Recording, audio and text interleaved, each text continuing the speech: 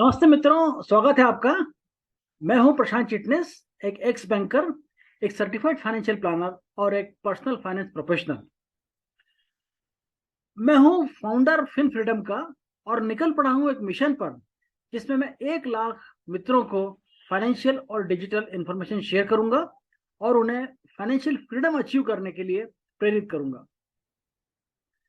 इसी ध्येय को ध्यान में रखते हुए मैंने यूट्यूब पर यह चैनल शुरू किया है और फेसबुक पर भी एक पेज और एक ग्रुप बनाया है, जिसमें मैं डिजिटल और फाइनेंशियल प्लानिंग क्षेत्र की महत्वपूर्ण सूचनाएं शेयर करता हूं और ये प्रयास करता हूं कि मेरे मित्र फाइनेंशियल फ्रीडम अचीव करें और उनके जीवन में सुखी हों।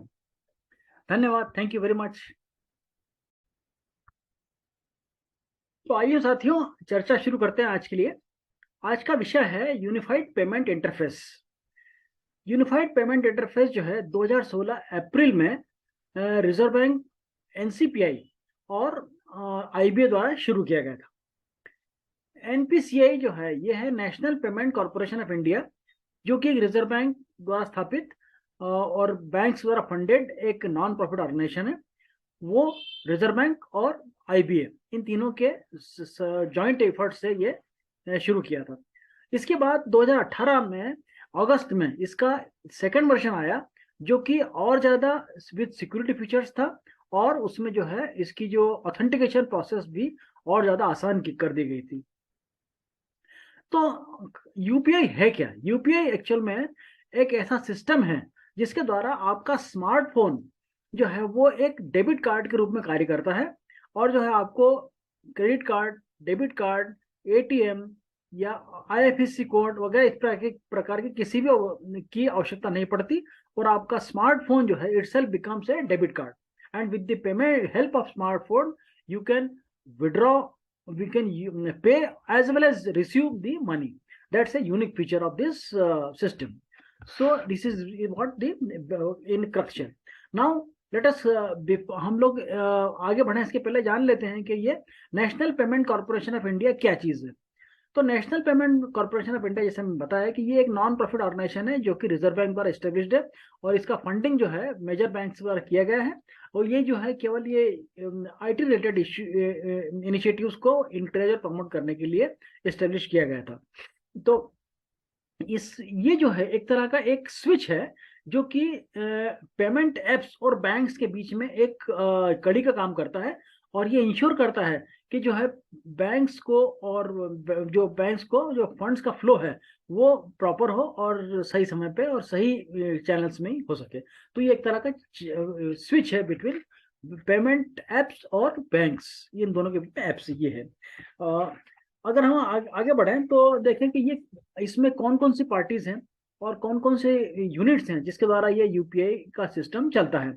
तो साथियों इसके लिए जो है वैसे 6 इसमें पार्टीज होती हैं, लेकिन इसमें जो बेसिक रिक्वायरमेंट ये है कि आपके पास यदि एक स्मार्टफोन है, स्मार्टफोन में जो सिम है वो या मोबाइल नंबर है वो आपके बैंक अकाउंट से कनेक्टेड है, इंटरनेट फैसिलिटी है और जो है ये बैंक अकाउंट एक्टिव है। ये अगर 4 चीजें हैं तो you can use this UPI facility without any problem.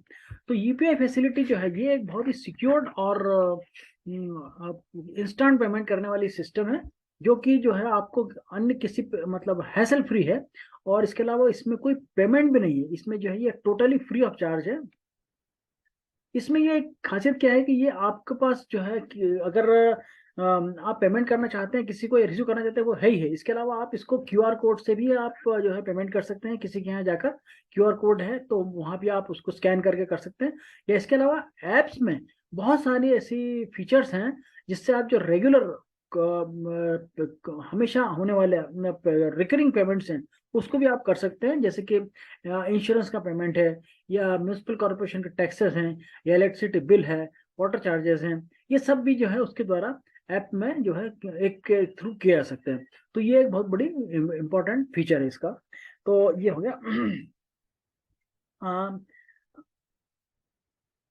अब इसमें जो पार्टिसिपेंट, जिससे मैंने बताया, पार्टिसिपेंट 6 होते हैं। एक तो जो है आप जो व्यक्ति पेमेंट करना चाहता है, जिस व्यक्ति को पेमेंट करना है वो, जो व्यक्ति पेमेंट करना चाह रहा है उसका बैंकर, जो व्यक्ति पेमेंट रिसीव करना चाहता है उसका banker, national payment corporation of India और एक पेमेंट ऐप जो है वो, जैसे कि पेटीएम या गूगल पे।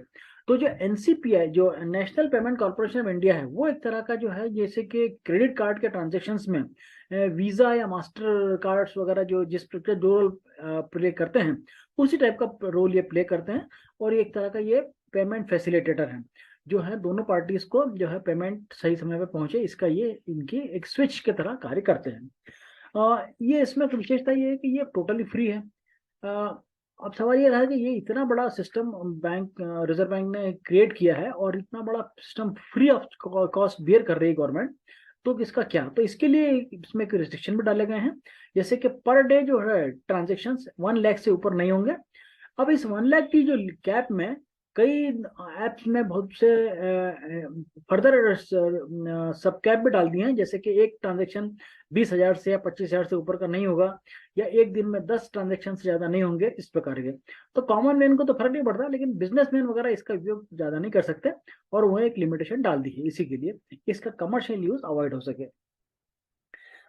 इसके अलावा जो है ये इसकी सिक्योरिटी जो बहुत स्ट्रांग है, क्योंकि इसमें क्या है कि आप जो है पिन आपके पास तो रहती है, 4 या 6 डिजिट की पिन होती है। इसके अलावा इसमें जो है ये एक बहुत ही हाईली इंक्रिप्टेड होता है, और इसका बैंडविड्थ बहुत हाई होता है, बहुत हैवी बैंडविड्थ होता है। तो इसको जो है टेम्पर करना बहुत मुश्किल है, असंभव समझें। तो इसलिए इसकी जो सिक्योरिटी फीचर बहुत स्ट्रांग है, और इसमें जो है ये इसके द्वारा कोई फ्रॉड होने की संभावना कम है। तो ये एक इसकी विशेषता है।